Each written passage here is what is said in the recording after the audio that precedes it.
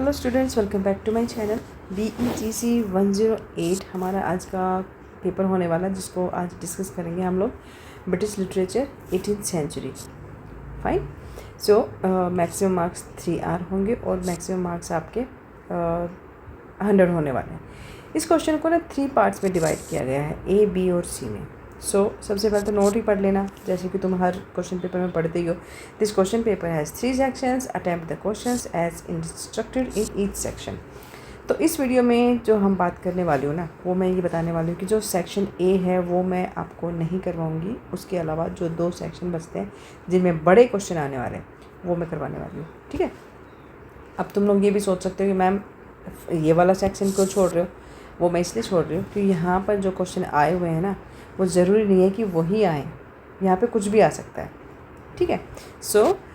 बस मैं इतना बताना चाह रही हूँ कि जो पहला वाला सेक्शन है उसमें से जो आपको करना क्या है, attempt any 3 short notes and any 1 explanation with reference to the context. ठीक है। जितने भी यहाँ पर ये क्वेश्चंस पूछे हुए हैं इन्होंने, इसमें से कोई 3 करने हैं आपने, एक्सप्लेनेशन करना है और रेफरेंस टू द कॉन्टेक्स्ट, मतलब कौन राइटर है, कहाँ से लिया गया है, कौन सा नॉवल है, पोएम है या स्टोरी है, क्या है, उसके बारे में आपको बताना है। ठीक है। 30 मार्क्स का ये आपका क्वेश्चन होने वाला है। इसके अलावा जैसे कि आप लोग देख सकते हो यहाँ पर 1 2 3 4 5 6, ठीक है, 7 8 यहाँ पर ये चीज़ें दी गई हैं। आपसे क्वेश्चन पूछे गए हैं, तो इनमें से कोई 3 आपको करने हैं। ठीक है। यहाँ तक क्लियर हो गया ना। अब ये वाला मैं छोड़ देती हूँ, क्योंकि यहाँ पर आपसे कुछ भी पूछा जा सकता है। तो छोटे छोटे जो भी हैं, अगर आप अच्छे से पढ़ के जाओगे ना, तो ये सारी चीज़ें आप जो शॉर्ट नोट आते हैं वो वैसे ही इजीली कर लोगे। तो अभी हम जा रहे हैं हमारे सेक्शन B में। ठीक है। B में जो इम्पोर्टेंट क्वेश्चन होने वाले हैं वो मैं यहाँ पे कराऊंगी, क्योंकि ये पेपर बहुत इम्पोर्टेंट है, बड़ा पेपर है, और अगर आप अच्छे खासे नंबर ले लेते हो तो एग्रीगेट जो बनेगा वो आपका बहुत अच्छा बन जाएगा। ठीक है। तो चलिए स्टार्ट करते हैं। पहला ही क्वेश्चन है हमारा, सेकंड क्वेश्चन। सेक्शन B से लेंगे हम, answer any 3 of the following questions. ठीक है। ये 6 क्वेश्चन है, इसमें से कोई 3 आपको करने हैं।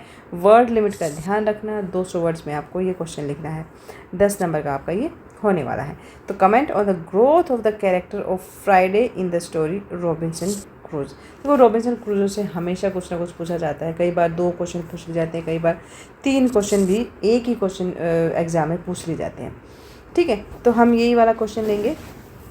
जो यहाँ पर जो फ्राइडे है, द कैरेक्टर है फ्राइडे, उसके बारे में बताना आप, उसकी ग्रोथ और जो कैरेक्टर है ग्रोथ के बारे में आपको बताना है। मतलब कैसे वो क्या ग्रोथ हुई उसके बारे में, मतलब उसके कैरेक्टर के बारे में आपको सब कुछ बताना है।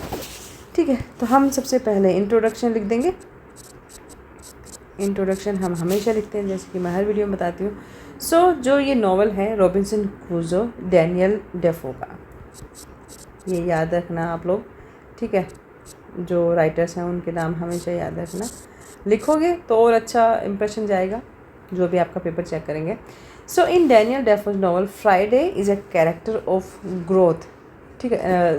Friday's character growth centers on his transition from an isolated native, ठीक है, isolated native into a civilized companion। ठीक है। all while maintaining a complex colonial dynamic। तो ये हो गया इनकी थोड़ा सा ट्रांजिशन जो हुआ था। He evolves from a savage to a loyal servant, an eager student and ultimately a deeply emotional friend to Crusoe. ठीक है।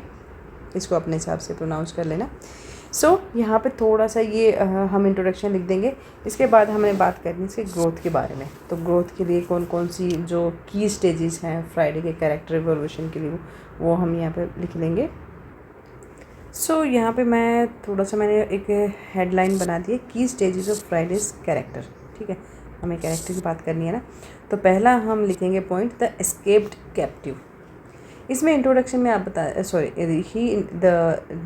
The writer introduced as an indigenous Caribbean man escaping a rival cannibal tribe. ठीक है, ये थोड़ा सा बता देंगे आप. देन फ्राइडे जो है he begins the narrative as a rescued victim. ठीक है, and his initial submissive act of bowing to Crusoe establishes an immediate master servant hierarchy. इतना सा आप कर देंगे. सेकंड हम लिखेंगे द विलिंग स्टूडेंट.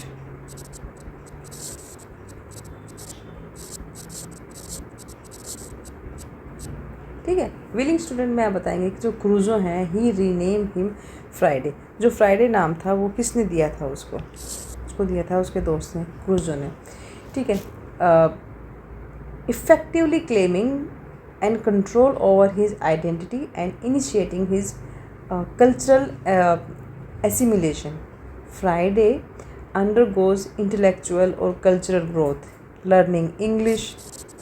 ठीक है, learning English or adopting Protestant Christianity and mastering European tools. Okay, ये हम लिख देंगे द विलिंग स्टूडेंट के बारे में कि जो क्रूजो था he renamed him Friday, effectively claiming also that to control over his identity and initiating his cultural assimilation. Friday at the same time Friday undergoes intellectual or cultural growth, learning English, adopting Protestant Christianity हो गया and mastering European tools. इतना आप लिख देंगे. Then third है हमारा the emotional anchor. In contrast to Crusoe's often stoic or individualistic personality, Friday always brings emotional depth to the narrative. His reunion with his father highlights a capacity to deep family depth. Okay, to the narrative. And he also these things also highlights a capacity to deep family affection, prompting Crusoe to recognize his own emotions and humanity. Then जो सबसे important point था वो था the loyal companion. So as their time on the island progress, ठीक है, their relationship transcends a simple master slave dynamics. Fridays का जो character है that develops from a mere servant into an intelligent, brave and deeply trusted guide who willingly protects Crusoe. Fifth point लिख देना growth in character. अब जो character की बात हो रही है तो ये पॉइंट तो आएगा ही. ग्रोथ इन कैरेक्टर में लिखेंगे जो फ्राइडे है he develops confidence and maturity and he became courageous, trustworthy and skilled in various tasks. He is no longer merely someone who needs rescue. He actively helps Crusoe in daily life and in overcoming dangers on the island. ठीक है, so 6 हम लिखेंगे role in क्रूजो success. जो क्रूजो की जो success थी उसमें फ्राइडे का क्या रोल था. सो फ्राइडे की जो प्रेजेंस थी that always changes Crusoe's lonely existence. His assistance and companionship make life on the island easier and more meaningful. ठीक है, and he also plays an important role in the events that eventually led to Crusoe's return to civilization. ठीक है, ये 6 point हो गए. फिर हम conclusion लिख देना आप कि फ्राइडे का जो कैरेक्टर है that grows from a helpless captive into brave, intelligent and devoted companion. Through learning, loyalty and courage, he became one of the most important character in the novel and a key factor in Crusoe's survival and eventual rescue. That's it. इतना लिख देना. ठीक है, ये आप question complete हो जाएगा यहाँ पे। सेकंड क्वेश्चन जो हमारा होने वाला है हम यहाँ पे करेंगे वो है हमारा फोर्थ क्वेश्चन। ठीक है, ये क्वेश्चन हमेशा पूछा जाता है the Way of the World से। So what purpose does the epigraph serve in the play the Way of the World. Okay, तो ये हम कर लेते हैं, इंट्रोडक्शन में लिख देंगे हम। So the epigraph in William Congreve, ठीक है, राइटर का नाम जरूर लिखना। The Way of the World serves as a thematic road map. Okay,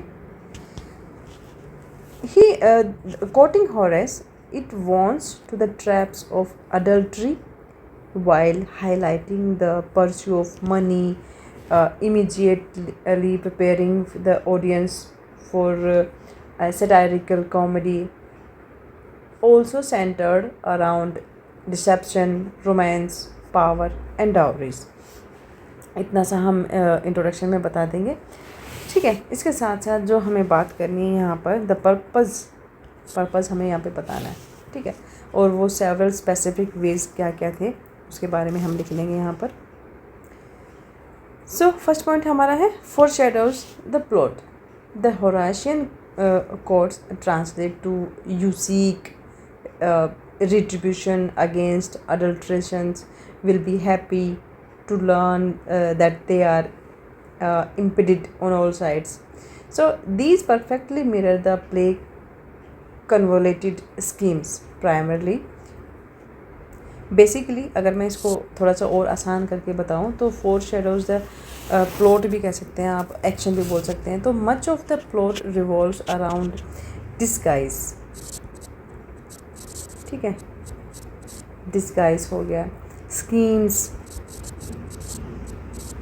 और concealed intention, negotiation of marriage and money. So the epigraph hints that the way of the world is governed by self-interest or strategic behavior।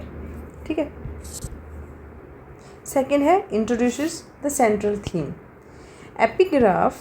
The epigraph taken from the Roman poet Horace, ठीक है, suggest that people often hide their true motives behind appearance। That's true।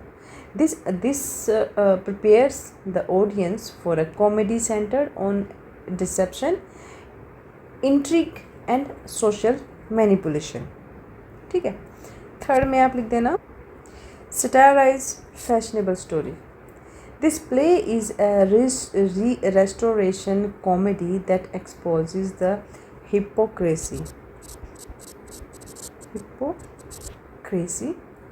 vanity and artificial manners of the upper class। Got it? The epigraph also signals that the audience should view the character's behavior critically rather than accept it at face value।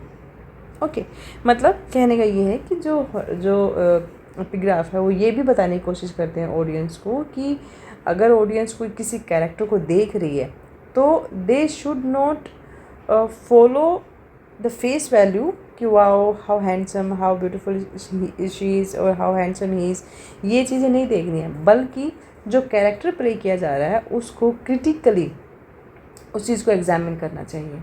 ठीक है, सो fourth हम लिखेंगे establishes the tone। By using a classical quotation, Congreve gives the play an intellectual with tone, also appealing to the educated audience of his time while emphasizing the play's clever social commentary। Okay, then हम यहाँ लिख सकते हैं एक point और मैं लिख देती हूँ, characters motivation. It also inform the audience that characters will be constantly indulge in Machiavellian politics within the beau monde high society जिसको बोलते हैं, where true romance often takes a basket to strategic और financial marriages. तो जो characters के लिए जो how epigraph prepares the characters motivation, उसके लिए भी आप ये लिख सकते हैं यहाँ पर। ठीक है, कंक्लूजन लिख देंगे हम। कंक्लूजन में आप बता सकते हैं कि the epigraph functions as a thematic guide. ठीक है, वो एक थीमेटिक गाइड की तरह यहाँ पर फंक्शन कर रहे हैं, काम कर रहे हैं। It prepares the audience for a witty satire of society where appearance are deceptive and human relationships are often shaped by calculation rather than sincerity. ठीक है, इतना लिख देंगे, आपका 10 नंबर के जितना क्वेश्चन का जो आंसर है वो कंप्लीट हो जाएगा। नेक्स्ट क्वेश्चन करेंगे हम 6th वाला। Critically evaluate the politico historical circumstances of 17th and 18th centuries England. ठीक है, ये इस तरह का क्वेश्चन भी अक्सर पूछा जाता है कि जो कोई भी 2 डिकेड्स को यहाँ पर बता देंगे, सेंचुरीज़ को, सॉरी, उसको कंपैरिजन करके बता देंगे। कुछ पॉलिटिकल सोशल हिस्टोरिकल भी पूछ लिया जाता है कई बार, और पॉलिटिकल हिस्टोरिकल, मतलब मिक्स करके आपसे क्वेश्चंस जो है वो पूछे जा सकते हैं। तो हम इसी को यहाँ पर करने वाले हैं। सो पहले हम लिख देंगे इंट्रोडक्शन। हम लिखेंगे इंग्लैंड का जो पॉलिटिकल लैंडस्केप था इन 17th और 18th सेंचुरी में, that was transformed from a struggling, war-torn or absolute monarchy into the world's foremost constitutional or imperial superpower। ये जो evaluation हुआ था, that was driven by violent, ठीक है, civil war और systematic constitutional overhaul and aggressive global mechanism and culminating in the foundational structures of modern democracy। फिर हम यहाँ पर बात करेंगे हम 17th सेंचुरी की। तो पहले 17th के बारे में करेंगे और 18 दोनों को अलग अलग करके यहाँ पर आंसर मैं लिखने वाली हूँ। सो ध्यान से देखना। तो हेडिंग देंगे हम 17th सेंचुरी क्राइसिस और कॉन्स्टिट्यूशनल रिबर्थ जो भी हुआ था। सो जो 17th century was defined by a violent struggle for sovereignty between the crown and the parliament. Okay, तो इसी का फर्स्ट पॉइंट लिखेंगे हम, the English civil war, tensions over taxation, religion and the divine right of kings led to a devastating conflict between the royalist, जो royal people थे, royalist, ठीक है, and parliaments. This resulted into unprecedented execution of Charles I and establishment of a short-lived republic under Oliver Cromwell। Second हम लिखेंगे The Glorious Revolution।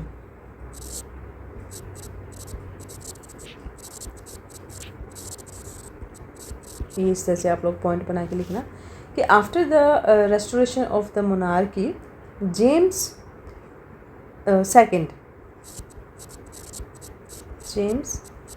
Second की यहाँ पर बात हो रही है।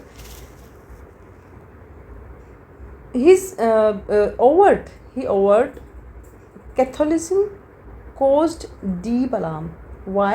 Because Parliament was effectively orchestrated a bloodless invasion or inviting the Protestant Dutch standholders William of Orange and his wife Mary to take the throne।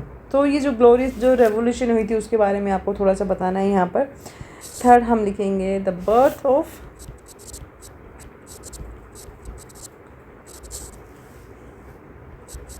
Constitutional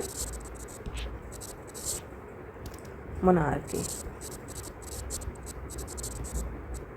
ठीक है, सो ये जो bloodless coup led to the 1689 bill of rights जो हुआ था, that permanently stripped the monarch of the absolute power and also established parliamentary supremacy और solidified individual liberties and the rule of law। ठीक है, ये जो हैं ये आप 17th सेंचुरी में लिख देंगे ये सारे पॉइंट्स। अब बात करते हैं 18th सेंचुरी की। 18th century consolidation and imperial expansion.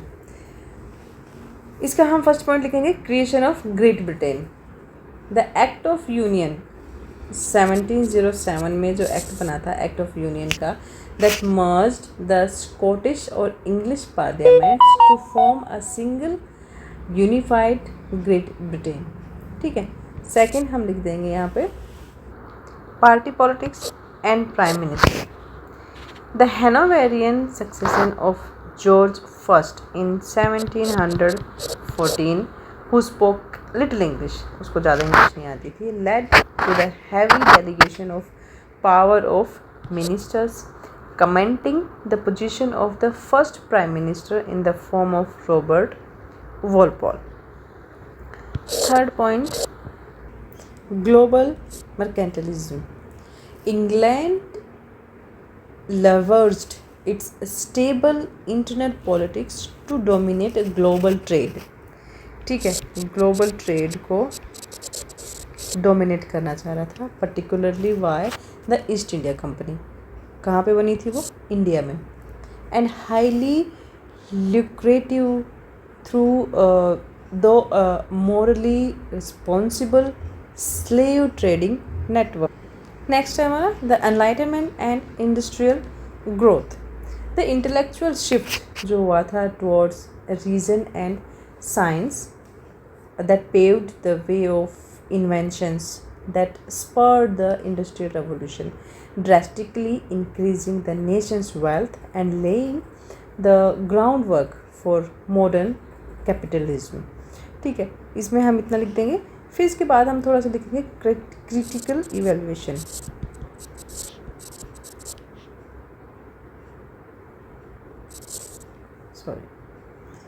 Critical evaluation. While this took centuries, 17th or 18th, the century period established the bedrock of modern dramatic governments, it remains deeply paradoxical also. The very small political elites who championed liberty, ठीक है, and constitutional limits on the crown simultaneously presides over the expansion of the transatlantic slave trade or the violent colonization of indigenous population overseas. The liberty secured by the Bills of Rights.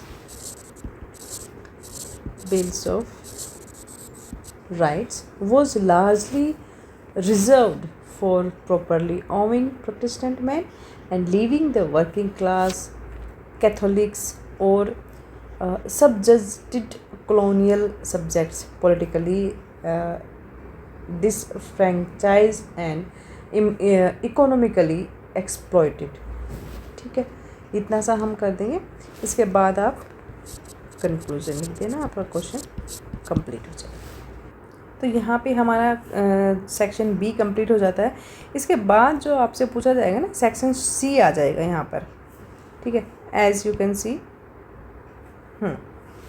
चलिए, तो यहाँ पे आप देख सकते हो जो ये क्वेश्चन पेपर जो है सेक्शन सी वाला, इसमें आपको 20 नंबर के क्वेश्चन पूछे जाने वाले हैं।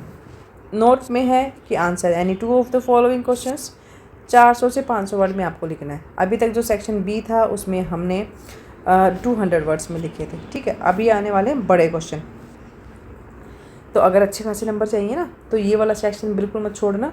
और जैसे मैं करवाने वाली हूँ वो सारे के सारे हेडिंग्स, अगर आप हेडिंग डाल के अगर अपना आंसर लिखोगे ना, तो अच्छे मार्क्स आपको मिल जाएंगे। अगर वैसे ही सीधा सीधा लिख दोगे ना, जैसे ऐसे लिख के आते हैं, तो वो मत करना। जब भी आप जो भी आप एग्ज़ाम देने वाले हो, जिस भी एग्ज़ाम के आप बच्चे सुन रहे हो, तो हमेशा अपना आंसर जो है वो हेडिंग के साथ बनाना। हेडिंग लिखना इस तरह से और फिर उसको एक्सप्लेन करना। ठीक है, सो सेक्शन सी में देख लेते हैं हम कौन कौन से क्वेश्चन इंपॉर्टेंट होने वाले हैं। सो हमारा जो पहला क्वेश्चन होने वाला है सेक्शन सी में, वो 7th ही होने वाला है। Examine and comment of the Crusoe's daily struggle on the island. ठीक है, तो इसी को कर लेते हैं हम। इंट्रोडक्शन में लिखेंगे कि Robinson Crusoe's daily struggle on the island represent a profound test of human resilience. His challenges were both physical भी थे, और फिजिकल में क्या क्या लिख सकते हैं, foraging for food, building shelter and fending off isolation, and deeply spiritual as he grappled with guilt, fear and his place in the world। इतना सा बस इंट्रोडक्शन में हम लिखेंगे। ठीक है, फटाफट से इस क्वेश्चन को लिख देते हैं हम, उसके स्ट्रगल्स के बारे में बात कर लेते हैं यहाँ पे। तो क्रूजो के स्ट्रगल जो भी बातें हम लिखने वाले हैं वो मैं पहले ही यहाँ पे लिख दिया है। तो क्रूजो के स्ट्रगल के बारे में हम देख लेते हैं थोड़ा सा, क्या क्या उसके स्ट्रगल्स थे। तो पहला था फिज़िकल सर्वाइवल। पहले तो सर्वाइवल की ही लड़ाई थी उसकी खुद के लिए। तो initially strived of civilization, Crusoe's early days were consumed by basic needs. He had to construct a fortified shelter.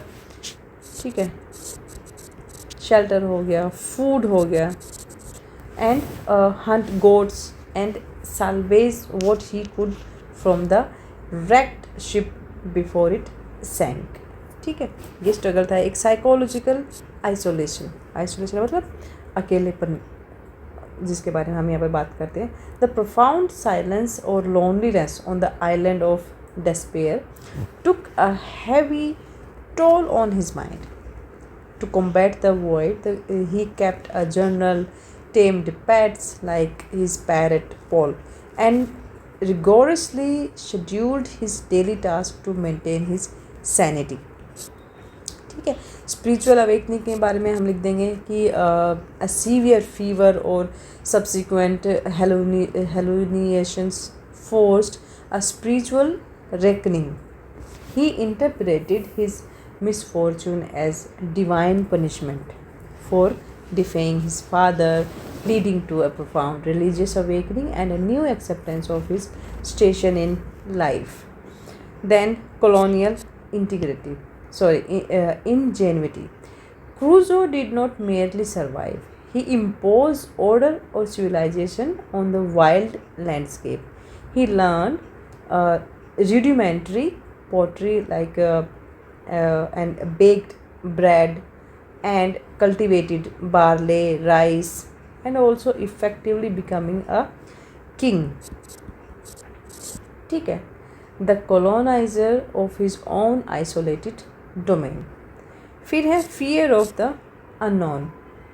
His daily routine was regularly shattered by the terror of potential cannibal attacks, है ना, and prompting him to build elaborate defense and live with acute anxiety until the arrival of कौन आता है, Friday. ठीक है, थोड़ा सा और इसमें बात कर लेते हैं। थोड़ा सा अगर हम इसको क्रिटिकली अगर बात करें, क्रिटिकल कमेंट कर लेते हैं। चलो, कमेंट्री। ठीक है, तो क्रिटिकली कमेंट्री थोड़ा सा हम लिख देंगे इसमें कि viewed through a modern lens, Crusoe struggles revealed the classic traits of 18th century. ठीक है, 18th सेंचुरी इंग्लिश कॉलोनिस्ट और capitalist, rather than viewing his isolation as an opportunity to harmonize with nature, he seeks to conquer it by extracting value, domesticating animals, or asserting dominance over his environment। His relationship with Friday, which begins with rescue but ultimately involves subjugation and forced Europeanization, mirrors and broader colonial dynamics of the era। So despite of these complexes ideological undertones, his daily travel serves as an ultimately literary study of adaptability, and ultimately necessity is the mother of invention becomes his driving ethos। क्रूजोज जो transformation थी from ship work despairing man to a resilient self-sufficient survivor highlights the sheer capacity of human ingenuity. Okay, इसके बाद conclusion लिख देना, ठीक है। ये question complete हो जाता है यहाँ पे। नेक्स्ट देख लेते हैं। नेक्स्ट क्वेश्चन जो है वो नेक्स्ट ही है, do you think Gulliver travel is, ये इस क्वेश्चन को तो आप डबल ट्रिपल जितने भी टिक लगा सकते हो लगा लेंगे, ये हमेशा पूछा जाता है। Do you think Gulliver travel is a travelogue? Give a reasoned answer with examples from the text. Example के साथ आपको ये क्वेश्चन लिखना है। सो इंट्रोडक्शन में हम लिख देंगे कि Gulliver travel is a mock travelogue, व्यंग्यात्मक, ठीक है। While it uses the structure of travel writing to report on unknown lands, it is primarily a satirical novel that is designed to mock the genre itself and critique human nature. Okay, so अब हमें देने examples. चलिए बात कर लेते हैं regions के बारे में।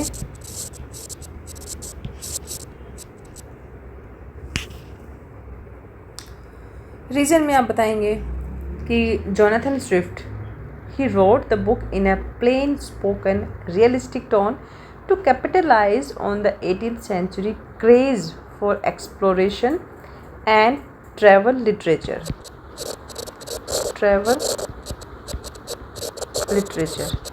ठीक है। Gulliver's highly detailed reports of his journey as meant to make readers believe that they are reading a genuine private history. However, Swift जो है he uses his familiar format to reverse typical colonial power dynamics and expose European flaws. Then हम examples लेंगे from text. Example first लिखेंगे आप, the claim of veracity.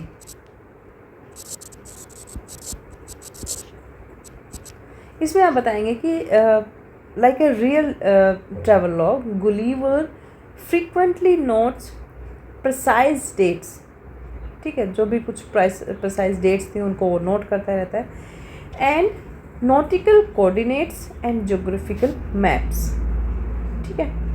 ये कुछ एक example ये हो जाएगा हमारा, वन लिख देती हूँ। सेकंड है reversal of perspective. Real travel writing usually features civilized Europeans viewing natives as savage. Swift जो है he flips this on his head when Gulliver explains the inventions of guns or cannons. The intelligent giant king of Brobdingang is horrified and condemning Europeans as the most pernicious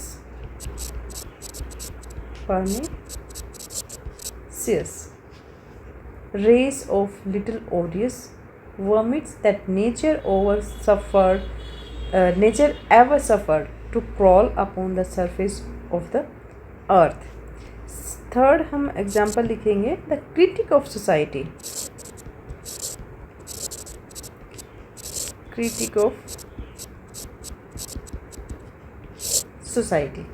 So the travel are used to expose pretty political sequables, and in Lilliput the politicians earn government position not through merit but by performing ridiculous stunts on a tightrope, and conflicts arise over tribal tradition. So and in the same way recently जो literary criticism है that often views Gulliver's Travels a hybrid text combining with travel narrative ठीक है, political satire, utopian and dystopian fiction और philosophical Allegri. सो अगर मैं एक और point इसमें यहाँ पे लिखना चाहूँ तो फोर्थ पॉइंट हम बना लेते हैं, satire on Lilliput. So the conflict between the big Indians or little Indians over which end of an egg should be broken, that mocks religious or political conflict in England and Europe. So the rivalry between high-heeled and low-heeled parties reflects the struggle between political functions such as the Whigs or Tories. Whigs or Tories. ठीक है, the issue appears trivial, suggesting that many political disputes are equally observed. Then fifth लिखेंगे हम, satire of human pride in Brobdingnag. ठीक है, तो when Gulliver proudly explains English politics or military achievements to the king of Brobdingnag, the king concludes that Europeans are the most pernicious race of the little odious vermin. सो ये जो episode था ये expose करता था that gap between national pride and moral reality. A simple travel accounts would merely describe another culture and Swift जो है ही uses the encounter to critique English civilization. 6 point लिखेंगे, attack on abstract reason.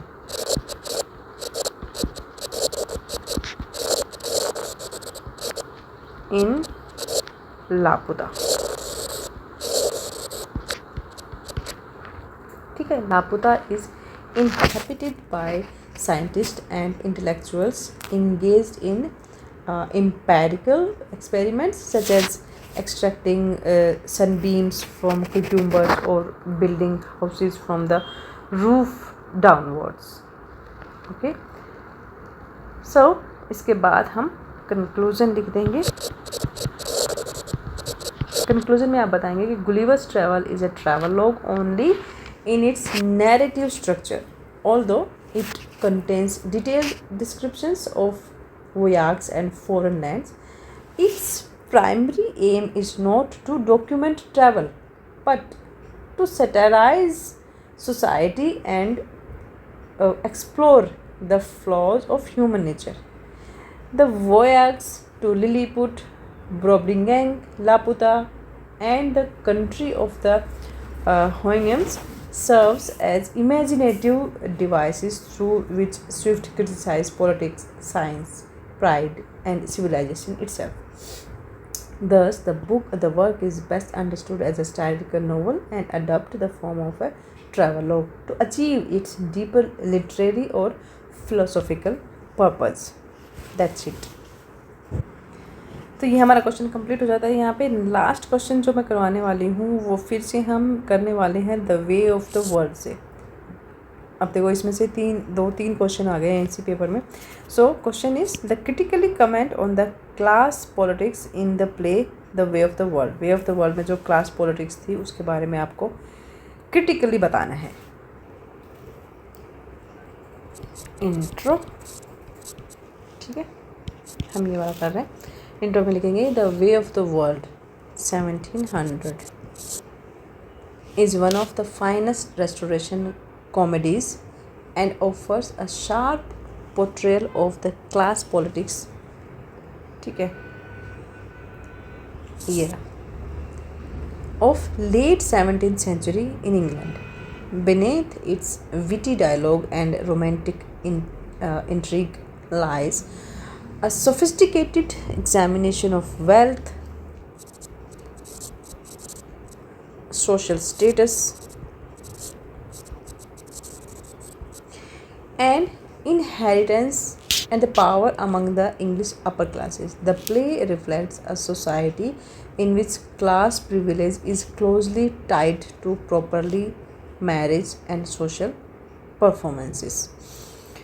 So ये हमारा introduction हो गया. अब first point हम लिखेंगे the world of the elite. इसमें आप बताएंगे कि जो प्ले है, the play is set entirely within fashionable aristocratic society. Characters such as Mirabell हो गया और मिलामेंट हो गया, लेडी विशफोर्ड और and Fainall belongs to the wealthy upper class. ये अपर क्लास के वेल्दी रिच लोग थे. I mean the concerns of ordinary people are largely absent. This exclusiveness itself reveals the class structure of restoration society where social or cultural life revolved around the elite. So ये जो play है, this play assumes that wealth and rank determine one's position in society. Characters gain influence not through labor or merit but through inheritance, family connections and properly ownership. Second, marriage as an economic institution. ऐसा क्यों कहा गया है कि marriage को एक economic institution क्यों बोला इस नावल में? This is the one of the most significant aspect of class politics in the play is the treatment of marriages as an financial or economical and social contract. Mirabel उसकी क्या desire थी? To marry Millamant that is complicated by issues of inheritance and dowry. Lady Wishfort जो है she controls Villament's fortune and attempts to use her wealth to influence marriage decision. The struggle over marriage therefore becomes a struggle over property and class power. Third point लिखेंगे हम property and power.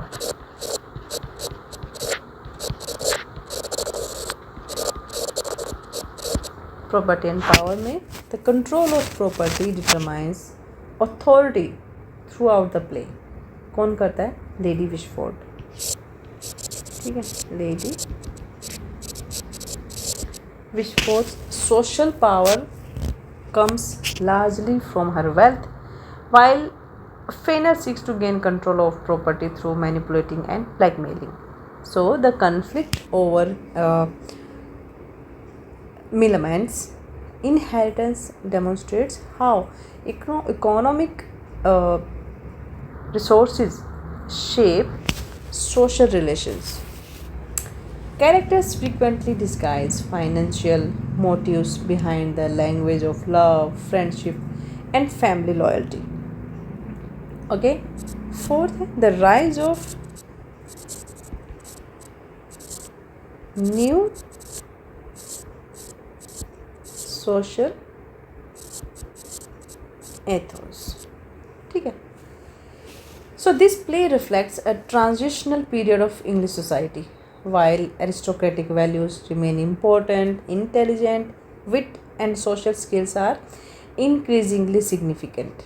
Mirabel represents a modern gentleman who succeeds not through noble birth alone but through strategic thinking and sophistication.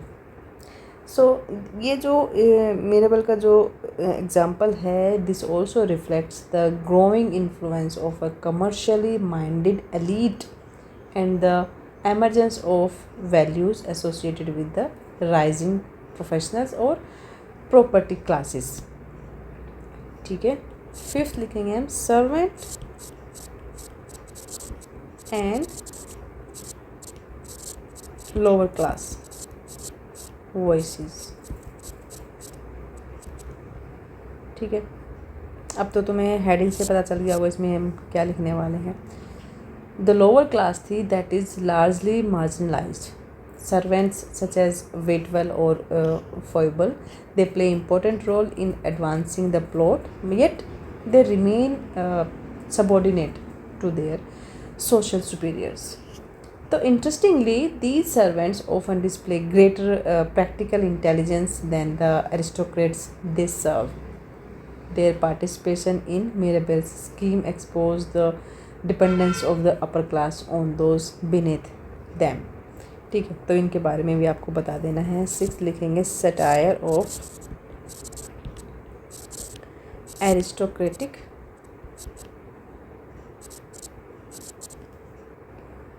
Society. ठीक है, तो lady विशवुड जो है she was obsessed with appearance, Fennel's pursuit of wealth and the constant bargaining over marriage reveal a societies driven by self interest. ठीक है, यहाँ पर हम सटायर की भी बात करेंगे थोड़ा सा. And the play expose how class privilege often produce manipulation or moral corruption. So Congreve's treatment of class is neither entirely celebratory nor openly revolutionary. He satirizes the vanity, greed, hypocrisy, and the aristocracy while remaining within its cultural framework. Okay. Then थोड़ा सा अगर हम बात करें critical evaluation की भी बात कर लेते हैं. ठीक है, सो इसमें आप लिखेंगे कि from a modern perspective the Way of the world can be read as a critic of a class system in which wealth or inheritance determines social power. This play reveals the commodification of marriage, the centrality of power, and the exclusion of lower class voice from public life. At the same time, it reflects the values of the elite world it portrays and does not seek to overthrow existing hierarchies. Okay, इसके बाद आप conclusion लिख देना, आपका question complete हो जाएगा. ठीक है, सो आज की वीडियो में इतना ही था. Thanks for watching and best of luck.